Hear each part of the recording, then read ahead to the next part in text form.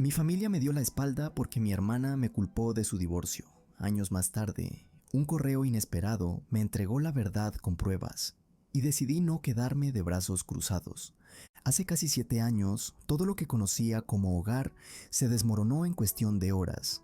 Yo, un joven de apenas 22 años, acababa de graduarme de la universidad y me encontraba en esa etapa frágil donde apenas comenzaba a armar mi vida. Vivía con mis padres, tratando de ahorrar un poco antes de lanzarme solo al mundo. Pero en un abrir y cerrar de ojos me encontré en la calle, sin dinero, sin familia y sin un lugar a donde ir. El origen de todo fue mi hermana, Hannah. Con sus 37 años, nuestra relación nunca había sido especialmente cercana, más que nada por la diferencia de edad que siempre existió entre nosotros. Cuando ella se casó con Pete, un hombre 2 años mayor que ella, parecía que todo marchaba bien. Llevaban 3 años de matrimonio, hasta que de pronto, su mundo y el mío se vino abajo. Recuerdo el día como si fuera ayer. Hannah llegó a casa llorando como si se le hubiera roto el alma. Entre sollozos nos dijo que había iniciado los trámites de divorcio porque había descubierto que Pete le había sido infiel y para mi horror me señaló a mí como el culpable. Según ella, todo había empezado porque yo los había presentado. Mi amiga Emily, una joven de 28 años que buscaba ayuda para mejorar su salud, había conocido a Pete a través de mí. Él, siendo nutricionista, accedió a asesorarla. Nunca en mis peores pesadillas habría imaginado que esa simple conexión terminaría arruinándome la vida. Me quedé helado cuando Hannah me acusó directamente, como si yo hubiera planeado su dolor. No solo eso, mis padres, sin pensarlo 2 veces, tomaron su lado, sin pedirme explicaciones, sin escuchar mi versión. Era como si yo ya no existiera para ellos. No tardaron en exigirme que abandonara la casa. Me dijeron que si no lo hacía, no dudarían en sacarme a la fuerza. Ni siquiera tuve tiempo de asimilar lo que pasaba. En un momento estaba sentado en la sala como cualquier día, y al siguiente estaba en la acera con mis pocas pertenencias, sintiendo que el mundo me aplastaba. Me quedé llorando allí, solo, durante lo que parecieron horas. Finalmente tomé lo poco que tenía y me fui a casa de un amigo, quien gracias al cielo me dio refugio sin hacer preguntas. Durante días intenté comunicarme con mis padres, buscándolos desesperadamente, esperando que recapacitaran, pero sus teléfonos ya no aceptaban mis llamadas, mis mensajes quedaron en visto, y cuando me atreví a presentarme en la puerta, mi madre me amenazó con llamar a la policía si no desaparecía de inmediato. Ahí supe que no había marcha atrás. Pasé noches enteras preguntándome en qué momento todo se había quebrado de una forma tan brutal. Recordaba los momentos de infancia cuando pensaba que, pese a las diferencias, siempre podríamos contar los unos con los otros. Qué ingenuo fui. Poco a poco, el dolor se fue transformando en resignación. Tenía que sobrevivir, no había otra opción. Encontré un pequeño apartamento de una sola habitación. Acepté cualquier trabajo que pudiera pagar las cuentas y me aferré a la rutina como único salvavidas para este difícil momento.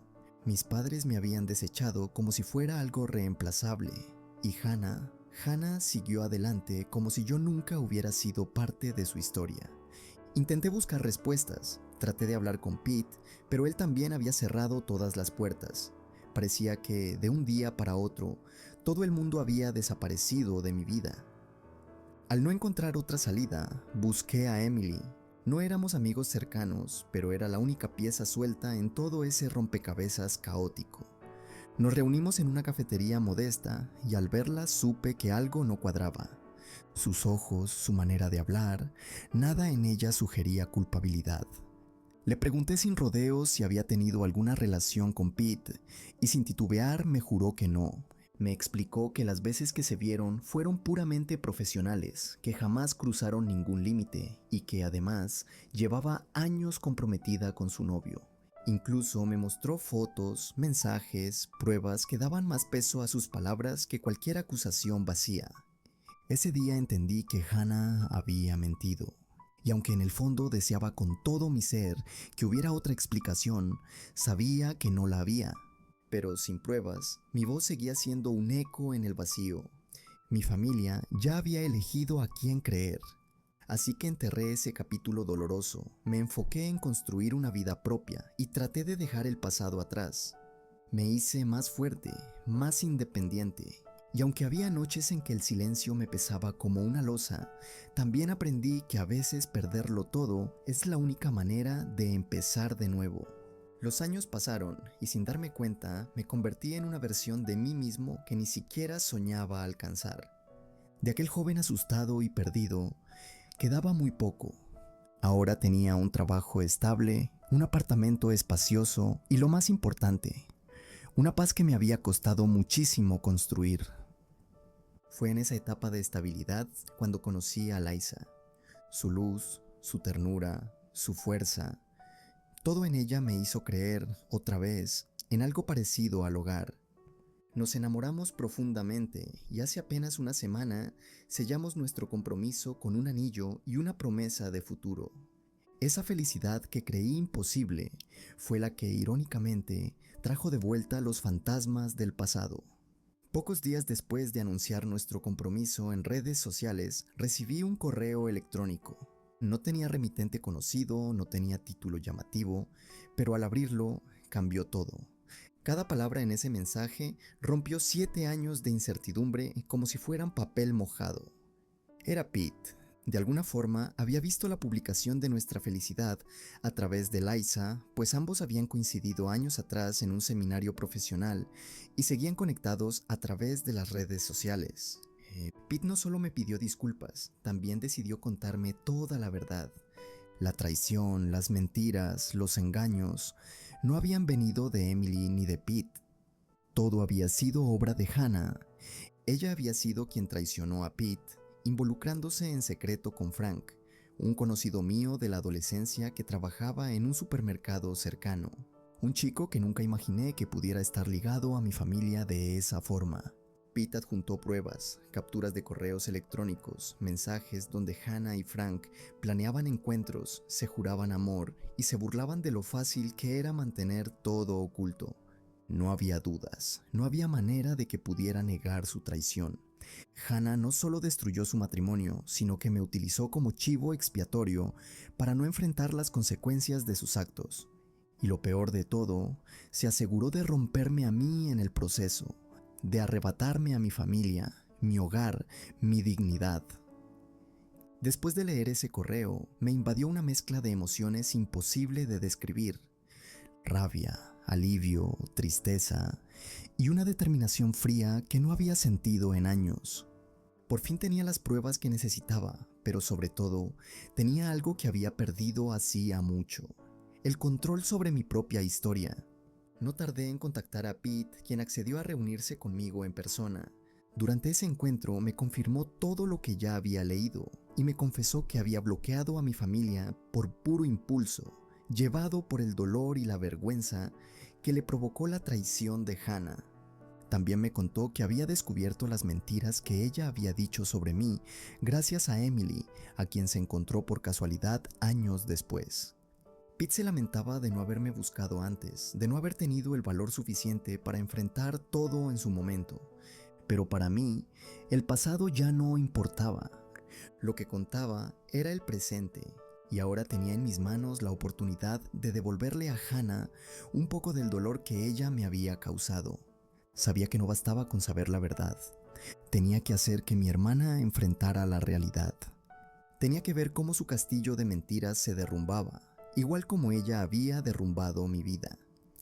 Me aseguré de confirmar que mis padres y Hannah seguían viviendo en la misma casa.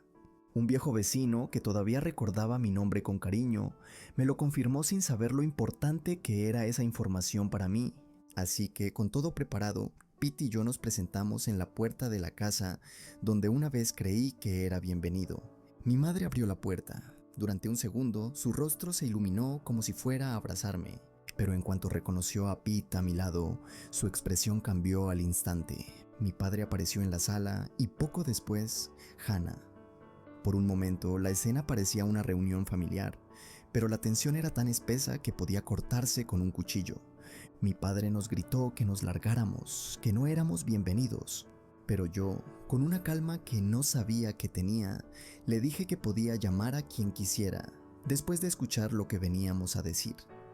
Hannah, pálida como un fantasma, intentó escabullirse de la sala en cuanto entendió lo que estaba a punto de pasar, pero esta vez no iba a dejar que huyera de las consecuencias. No más mentiras, no más escapes. Pete sacó de su mochila los documentos, copias impresas de los correos entre Hannah y Frank, con mensajes que no dejaban lugar a dudas sobre su traición. Mientras los sostenía en sus manos, yo comencé a hablar. Conté todo, cada mentira, cada manipulación, cada momento en que me arrastraron injustamente al infierno por algo que jamás había hecho. No omití nada, no suavicé nada. Era la hora de poner cada pieza sobre la mesa. Mis padres escuchaban en silencio, demasiado impactados para decir una sola palabra. La cara de mi madre se fue desfigurando entre horror y vergüenza. Mi padre, normalmente explosivo, se quedó congelado como una estatua. Cuando Pete empezó a leer en voz alta fragmentos de los correos, donde Hannah y Frank planeaban sus citas a espaldas de todos, la poca fachada que quedaba se vino abajo. Hannah intentó negarlo. Con lágrimas falsas, dijo que todo era un invento, una trampa, una venganza. Pero no había excusas que pudieran salvarla esta vez. Mi padre, con el rostro más duro que jamás le había visto, se levantó, subió las escaleras y en cuestión de minutos bajó cargando varias bolsas con las pertenencias de Hannah. Sin una sola palabra, se las tiró a los pies. «¿Te vas?», fue lo único que dijo. Ella suplicó, lloró, se arrodilló. Prometió que cambiaría, que explicaría, que haría lo que fuera, pero sus palabras ya no tenían ningún valor. Yo observaba todo en silencio, sintiendo una mezcla de satisfacción y tristeza. No por ella, sino por el niño que una vez creyó que la familia era un refugio seguro. Me fui de esa casa sin mirar atrás, acompañado de Pete, mientras Hannah se quedaba allí, llorando exactamente como yo había llorado en esa misma acera 7 años atrás. La rueda había dado toda la vuelta. Los días siguientes fueron extraños. Una parte de mí esperaba sentir culpa o remordimiento, pero la verdad es que lo único que sentía era una paz inmensa. Por primera vez en años, sentía que había cerrado un ciclo que me había dejado heridas abiertas durante demasiado tiempo. Pero como era de esperarse, Hannah no tardó en aparecer de nuevo. Una tarde, cuando Lisa trabajaba tranquila en su estudio y yo escuchaba música para relajarme, tocaron la puerta con fuerza. Era ella, la misma hermana que me había destruido, ahora llorando, exigiendo que arreglara todo con nuestros padres, como si pudiera borrar el daño que ella misma había causado. No pude evitar mirarla con tristeza. No porque me doliera verla así, sino porque me daba lástima que después de todo, todavía no entendiera que sus actos tienen consecuencias. Le dejé claro que no tenía absolutamente ninguna intención de ayudarla, que ahora, como antes, debía enfrentarse sola a las consecuencias de sus decisiones. Ella me insultó, me llamó monstruo, vengativo, frío, intentó golpear la puerta mientras lloraba desconsoladamente. No discutí, no grité. Solo cerré la puerta en su cara y me puse los audífonos, dejando que la música me protegiera del eco de sus lamentos. Cuando finalmente se fue, dejó un mensaje escrito con marcador en mi puerta, llamándome el monstruo que destruyó a su familia. Lo borré sin darle más importancia. Ya no era el muchacho vulnerable de antes, ahora sabía exactamente quién era y cuánto valía. A pesar de su dramática despedida, Hannah no se rindió tan fácilmente. Durante toda la semana siguiente comenzó a llamarme sin descanso, cada vez desde un número diferente, cada llamada más desesperada que la anterior. Al principio ignoré sus intentos, pero cuando llegó al 10º intento en un solo día, no tuve más opción que amenazarla con llamar a la policía si no dejaba de acosarme. Solo entonces se detuvo, al menos por un tiempo. Me pregunté cómo era posible que tuviera tanta facilidad para encontrar mi número y mi dirección, pero la verdad ya no importaba.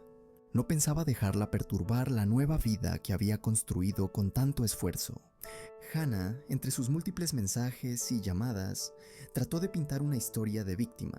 Decía que no podía mantenerse sola con su salario de maestra, que no encontraba un lugar donde vivir, que estaba al borde del colapso, y esperaba que, de alguna manera, yo me sintiera responsable por su desgracia. Pero yo ya conocía la verdad. Lo que de verdad le dolía no era la soledad ni la necesidad.